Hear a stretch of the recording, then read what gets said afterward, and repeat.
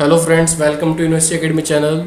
Last lecture में मैंने बताया था कि आपको किस तरह से एरे ऑफ स्ट्रक्चर के अंदर भी डिफरेंट प्रॉब्लम आ सकती है एग्ज़ाम में। जैसे लास्ट लेक्चर में मैंने आपको बताया था कि आपको पहले सर्टेन एम्प्लॉयज़ का रिकॉर्ड इनपुट कराना है और उसके बाद आपको उन एम्प्लॉयज़ के रिकॉर्ड में से केवल उन एम्प्लॉयज़ के नेम चाहिए जिनकी सैलरी 20,000 से ज़्यादा हो। अब जो मैं प्रॉब्लम डिस्कस करने जा रहा हूँ स्ट्रक्चर में वो ये है कि मान लीजिए क्लास में आपको n नंबर ऑफ स्टूडेंट्स का रिकॉर्ड इनपुट कराना है, 5 बच्चों का, 10 बच्चों का, 20 का या 50 का, वॉट, वो तो हम n की वैल्यू इनपुट करा लेंगे, उससे पता चल जाएगा। लेकिन जो है इस प्रॉब्लम में एक जो नई टास्क है वो ये है कि यहाँ पर मैं रिकॉर्ड तो इनपुट करा लूँगा 50 बच्चों का या 60 बच्चों का, रिकॉर्ड तो हम स्टोर करा लेंगे क्योंकि ये तो हमने एरे ऑफ स्ट्रक्चर के बेसिक प्रोग्राम से सीख लिया था। लेकिन मान लीजिए एग्जाम में क्वेश्चन इस तरह का आ जाता है कि आपको स्टूडेंट का रिकॉर्ड सॉर्टेड ऑर्डर में डिस्प्ले करना है अकॉर्डिंग टू देयर मार्क्स। मतलब क्या कि जिस बच्चे के मार्क्स कम हैं वो रिकॉर्ड पहले डिस्प्ले हो और जिस बच्चे के मार्क्स ज़्यादा हैं वो रिकॉर्ड बाद में डिस्प्ले हो। तो आप कैसे करेंगे? आपको प्रॉब्लम समझ में आई?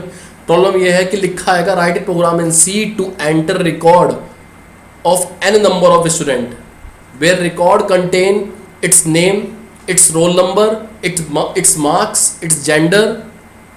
ठीक है, इस तरह से फील्ड दिए होंगे, लेकिन साथ में ये भी लिखा होगा display record of all student in ascending order according to their marks. यानी कि जिस बच्चे के मार्क्स कम है उसका, जैसे पहले बच्चे के मार्क्स कम है तो उसका जो भी रिकॉर्ड है वो पहले डिस्प्ले हो और जिस बच्चे के मार्क्स ज़्यादा हैं उसका रिकॉर्ड बाद में, इस तरह से असेंडिंग ऑर्डर में डिस्प्ले हो। तब आप इस प्रॉब्लम को कैसे सॉल्व करेंगे? मैंने आपको प्रीवियस वीडियोस जो मैंने चैनल पे डाल रखे हैं उसमें एक वीडियो दे रखा है मैंने बबल सॉर्ट का। अगर आप इस सी लैंग्वेज में जो स्पेशलिटी वो ये है कि एक वीडियो दूसरे वीडियो से रिलेटेड है। अगर पहला वीडियो आपने नहीं पढ़ा तो ऑटोमेटिकली आपको दूसरा वीडियो समझ में आएगा ही नहीं। अगर आप इस वीडियो को समझना चाह रहे हैं, इस प्रोग्राम को समझना चाह रहे हैं, तो उसके लिए आपको पहले बबल सॉर्ट वाला वीडियो देखना पड़ेगा और अच्छे से सॉल्व करना पड़ेगा। ठीक है, कि किस तरह से हम सॉर्टिंग टेक्निक के थ्रू नंबर्स को रीअरेंज करते हैं असेंडिंग ऑर्डर में या डिसेंडिंग ऑर्डर में, तभी आप इस वीडियो को समझ पाएंगे। ठीक है, प्रॉब्लम तो सबको समझ में आ गई होगी कि हमें मार्क्स के अकॉर्डिंग रिकॉर्ड डिस्प्ले करने हैं सॉर्टेड ऑर्डर में। तो आइए देखते हैं, स्टार्ट करते हैं इस प्रोग्राम को। ठीक है, यहाँ पर हमने स्टूडेंट नाम का स्ट्रक्चर क्रिएट करा जिसमें उसका पहला फील्ड है नेम, दूसरा फील्ड है रोल नंबर, तीसरा फील्ड है मार्क्स, चौथा फील्ड है जेंडर। तो ये बार बार बताने की ज़रूरत नहीं है कि नेम हमने कैरेक्टर 1D एरे क्यों लिया या जेंडर हमने कैरेक्टर 1D एरे क्यों लिया, इसके बारे में पहले काफ़ी डिस्कशन हो चुका है। ठीक, अब स्ट्रक्चर क्रिएट करने के बाद हमने ये एक एरे लिया A और उसका साइज़ पास कर दिया हमने 100। ठीक है, जैसे कि मैंने आपको बताया कि हमने एक एरे लिया और उसका साइज़ पास कर दिया 100। तो इसका मतलब क्या, ये एरे नाम की लोकेशंस मेमोरी में क्रिएट होंगी, A नाम की 0 से लेकर 99 इंडेक्स तक। टोटल कितनी लोकेशन क्रिएट होंगी? 100 लोकेशन। ठीक है, और ये 100 की 100 लोकेशन, ये मान लीजिए जैसे अगर मैं पहली लोकेशन की बात करूं या दूसरी लोकेशन की, ये सारी लोकेशन अपने आप में एक बच्चे का रिकॉर्ड है। अगर मैं पहली लोकेशन की बात करूं तो वो पहले बच्चे का रिकॉर्ड है। क्यों? क्योंकि जो एरे है उसका डेटा टाइप क्या है? उसका डेटा टाइप है स्ट्रक्ट स्टूडेंट, यानी कि, और स्ट्रक्ट स्टूडेंट के अंदर कितने कंपोनेंट हैं? 4, नेम, रोल नंबर, मार्क्स और जेंडर। तो हर एक लोकेशन अपने आप में एक बच्चे का रिकॉर्ड है। तो करते हैं स्टार्ट से। एक वेरिएबल हमने और लिया है यहाँ पर टेम्प, लेकिन ये टेम्प एक स्पेशल वेरिएबल है, ये सिंपल वेरिएबल नहीं है। आप देखिए ज़रा, स्ट्रक्ट स्टूडेंट हमने यहाँ एरे डिक्लेयर करा, उसके बाद ये सेमी कॉलम नहीं है, इसमें कंफ्यूज ना होइए, ये केवल कॉमा है। ठीक है, तो एक A नाम का एरे आपने क्रिएट करा जिसका डेटा टाइप है स्ट्रक्ट स्टूडेंट, लेकिन साथ में आपने एक टेम्प नाम का वेरिएबल भी डिक्लेयर करा। जो टेम्प नाम का वेरिएबल है उसका डेटा टाइप भी स्ट्रक्ट स्टूडेंट है, यानी कि आपने स्ट्रक्चर नाम का एक ऑब्जेक्ट और क्रिएट करा। ये आपको ध्यान हो, बबल सॉर्ट जब मैंने पढ़ाई थी तो मैंने आपको बताया था कि बबल सॉर्टिंग में आपको लोकेशन के एलिमेंट्स को स्वैप करना पड़ता है आपस में, इन लोकेशंस को आपस में क्या करना पड़ता है? इंटरचेंज। तो उसके लिए आपको थर्ड वेरिएबल की रिक्वायरमेंट है, लेकिन यहाँ पर जो हमारा थर्ड वेरिएबल होगा वो भी एक स्ट्रक्चर टाइप का रहेगा। ठीक है, तो आइए करते हैं स्टार्ट। सबसे पहला काम कि ये जो आपने एरे क्रिएट करा है, इस एरे के अंदर आप बच्चों के रिकॉर्ड एंटर कराइए। क्यों? क्योंकि जो पहली लोकेशन है वो अपने आप में पहले बच्चे का रिकॉर्ड है, दूसरी लोकेशन दूसरे बच्चे का रिकॉर्ड है। इस तरह से ये एरे क्रिएट हुआ हुआ है। ठीक, तो करते हैं स्टार्ट। सबसे पहले वही पुराना काम कर रखा है प्रीवियस लेक्चर के थ्रू। जैसे आप गए होंगे तो आपको पता होगा कि हमने n की वैल्यू इनपुट कराई। n का मतलब नंबर ऑफ स्टूडेंट, कि कितने बच्चों का रिकॉर्ड आप इनपुट कराना चाह रहे हैं, तो वो आपने इनपुट करा लिया। n की वैल्यू मान लीजिए 5 है या 6 जो भी है, जहाँ तक n की वैल्यू चलेगी उतने बच्चों का रिकॉर्ड आप एंटर करा सकते हैं। ये लूप लगाया आपने for i equal to 0, i less than n, i plus plus. मान लीजिए n की वैल्यू 3 है, i की वैल्यू 0 है, तो 0 लेस देन 3 कंडीशन ट्रू हो गई। Flow of control for loop के अंदर आया, यहाँ पर लिखा आएगा enter record of student percentile d \n, और यहाँ क्या लिखा i प्लस 1, तो i की वैल्यू कितनी है 0, तो इस वजह से यहाँ पर प्रिंट होगा एंटर रिकॉर्ड ऑफ स्टूडेंट 1, यानी कि पहले बच्चे का रिकॉर्ड आप इनपुट कराइए। मैसेज इस आउटपुट स्क्रीन पर क्या डिस्प्ले होगा, एंटर रिकॉर्ड ऑफ स्टूडेंट 1, पहले बच्चे का रिकॉर्ड आप इनपुट कराइए। ठीक, करते हैं start. Print F enter name, यहाँ क्या लिखा है गेट्स ai डॉट नेम, आई की वैल्यू कितनी है 0, सही है, a0।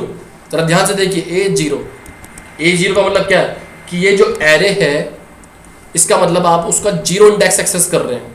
ए के अंदर अगर आपने सबस्क्रिप्ट के अंदर 0 पास करा तो आप इस फर्स्ट एलिमेंट की बात कर रहे हैं, लेकिन ये फर्स्ट एलिमेंट एक सिंगल लोकेशन तो है नहीं। क्यों नहीं है एक सिंगल लोकेशन? ये लोकेशन अपने आप में क्या है, स्ट्रक्ट स्टूडेंट टाइप की, तो यानी कि एक पहली लोकेशन पहले बच्चे का रिकॉर्ड है। अब आप उस रिकॉर्ड में से कौन सा कंपोनेंट एक्सेस करना चाह रहे हैं वो आपको डॉट ऑपरेटर के थ्रू एक्सेस करना पड़ेगा। यानी हमने क्या लिखा है यहाँ पर गेट्स ai डॉट नेम, आई की वैल्यू 0 है, 0 का मतलब पहले बच्चे का रिकॉर्ड, और डॉट नेम का मतलब पहले बच्चे का नाम, ai डॉट नेम। इसी तरह से अगर आप उसका रोल नंबर इनपुट कराना चाह रहे हैं तो पहले बच्चे का roll number, address of ai dot roll number, I की वैल्यू 0 है, पहले बच्चे के मार्क्स, पहले बच्चे का जेंडर। ठीक है, उसके बाद फ्लो ऑफ कंट्रोल जाएगा कहाँ पर, फ्लो ऑफ कंट्रोल उसके बाद जाएगा i प्लस प्लस पे, और i की वैल्यू इंक्रीमेंट हो जाएगी 1। फिर flow of control 1 less than n पे जाएगा, 1 less than 3 condition true. Flow of control for loop की बॉडी के अंदर आया, लिखा आएगा एंटर रिकॉर्ड ऑफ स्टूडेंट, और परसेंटाइल d की जगह डिस्प्ले होगा 2, क्योंकि i की वैल्यू पहले से ही 1 आई है, तो 1 प्लस 1 2, यानी कि अब आप दूसरे बच्चे का रिकॉर्ड इनपुट कराइए। ठीक है, तो सीधी सी बात है, i में अब इसकी वैल्यू, i की वैल्यू कितनी आई 1, यहाँ देख रहे हैं आप, यहाँ पर i की वैल्यू इंक्रीमेंट होगी कितनी आई 1, तो इसका मतलब ये जो एरे आपने क्रिएट करा था आप इसके फर्स्ट इंडेक्स की बात कर रहे हैं, यानी कि दूसरी लोकेशन, और दूसरी लोकेशन भी किस टाइप की है, दूसरी लोकेशन भी स्ट्रक्ट स्टूडेंट टाइप की है, तो इसका मतलब आप दूसरे बच्चे के रिकॉर्ड की बात कर रहे हैं। तो इस तरह से जब i की वैल्यू 1 है तो आप दूसरे बच्चे का नाम, दूसरे बच्चे का रोल नंबर, दूसरे बच्चे के मार्क्स, दूसरे बच्चे का जेंडर, दूसरे बच्चे का जितना भी डेटा है वो सब आप इनपुट करा लेंगे। तो इस तरह से ये लूप चलेगा n टाइम। आप n की वैल्यू अगर 5 इनपुट कराते हैं तो 5 बच्चों का रिकॉर्ड एंटर हो जाएगा। अगर आप n की वैल्यू 100 इनपुट कराते हैं तो ये 100 बच्चों का रिकॉर्ड एंटर हो जाएगा इस लूप के थ्रू।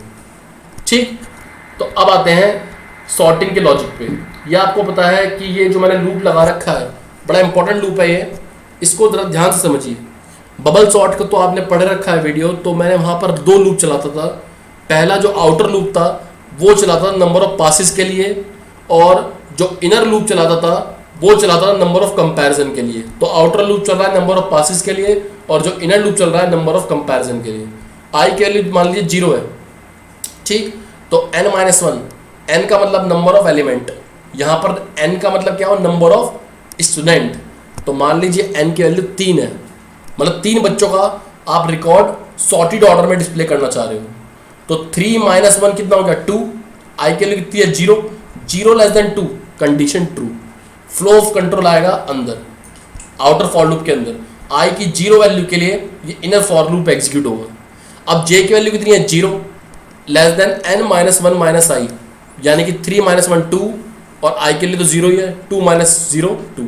ये लूप आप एक बार बबल सॉर्ट का, मैंने आपको पहले बता दिया कि अगर आप इस लेक्चर को समझना चाहते हो तो उससे पहले बबल सॉर्ट बहुत अच्छे से आने चाहिए, तब इस लेक्चर को समझ पाओगे, नहीं तो इस लेक्चर को नहीं समझ पाओगे। ठीक, तो अब फॉर लूप के अंदर कंट्रोल आ गया। j की वैल्यू कितनी है 0, देख रहे हैं आप 0, और j + 1 का मतलब क्या हुआ 1। जब जे की वैल्यू 0 है तो जे प्लस 1 क्या हुआ 1। आप जरा ध्यान से देखिए, ए के अंदर अगर मैं 0 पास कर रहा हूँ और डॉट मार्क्स ए 0 डॉट मार्क्स, तो इससे आपको साफ समझ में आ रहा है कि मैं किसकी बात कर रहा हूँ, मैं पहले बच्चे के मार्क्स की बात कर रहा हूँ। क्यों, मैंने आपको ये बताया था एरे, उस एरे के अंदर आप 0 इंडेक्स पास करते हैं तो वो पहले बच्चे का रिकॉर्ड हुआ। लेकिन उस रिकॉर्ड में क्या है भाई, उस रिकॉर्ड में तो 4 कंपोनेंट है, उसका नाम भी है, उसका रोल नंबर भी है, उसके मार्क्स भी है, उसका जेंडर भी है। हमें जो रिकॉर्ड सॉर्टेड ऑर्डर में डिस्प्ले करना था वो डिस्प्ले करना था अकॉर्डिंग टू मार्क्स।